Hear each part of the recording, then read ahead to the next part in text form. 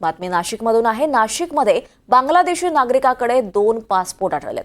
बांगलादेशी नागरिकांच्या पोलीस तपासात ही धक्कादायक माहिती समोर आली आहे। सुमन गाजी याने दोन्ही देशांच्या काही एजंटांना हाताशी धरून हे पासपोर्ट बनवल्याचा संशय व्यक्त करण्यात येतोय।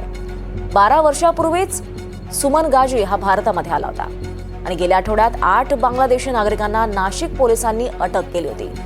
मालेगाव सोबत नाशिकचे बांगलादेशी रोहिंग्या प्रकरणानं पोलिसांसमोर मोठं आव्हान निर्माण झालंय।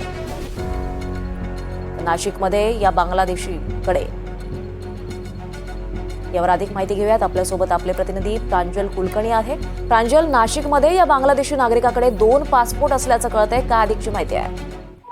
दीपाली, आपण जर बघितलं तर मालेगाव असेल किंवा अनेक ठिकाणी बांगलादेशी रोहिंग्यांबाबत जी कारवाई केली जाते त्यामुळे आधीच खळबळी उडालेली आहेत आणि त्यातच नाशिक पोलिसांनी ज्या बांगलादेशी नागरिकांना ताब्यात घेतलं तर अटकही केली होती, त्यांच्या तपासामध्ये एक धक्कादायक माहिती समोर आलेली आहे।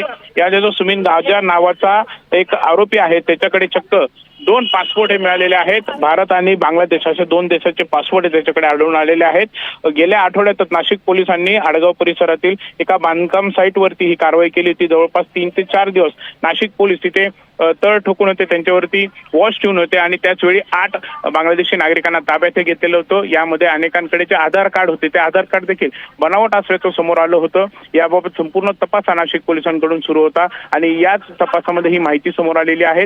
हा जो गांजा आहे तो जवळपास 10 ते 12 वर्षांपूर्वी भारतात आलेला असावा असं पोलीस तपासात देखील समोर आलेलं आहे। त्यामुळे आता गांजाने हे खरं तर जे पासपोर्ट बनवलेले आहेत ते पासपोर्ट नक्की कशाच्या आधारावर बनवलेले आहेत, काही एजंट मार्फत देखील त्यांनी हे पासपोर्ट बनवले का याबाबत देखील संपूर्ण तपास हा केला जातोय। मात्र गांजाने अनेक बांगलादेशी नागरिक जे आहेत ते कामगार म्हणून भारतात आणलेले असावेत, अनेक बांधकाम साईटवरती ते सध्या काम करतायत असं देखील पोलिसांना संशय आहे आणि त्या सर्व दिशेने पोलिसांचा तपास जो आहे तो सुरू आहे। मात्र एकंदरीतच या कारवाईमुळे खरं तर खळबळी उडालेली आहे। आणखी काय काय पोलिसांच्या तपासात माहिती समोर येते हे पाहणं महत्त्वाचं ठरणार आहे। नक्कीच, धन्यवाद प्रांजल आपण दिलेल्या या सगळ्या सविस्तर माहितीसाठी। तर नाशिकमध्ये या बांगलादेशी नागरिकाकडे 2 पासपोर्ट्स आढळून आलेत।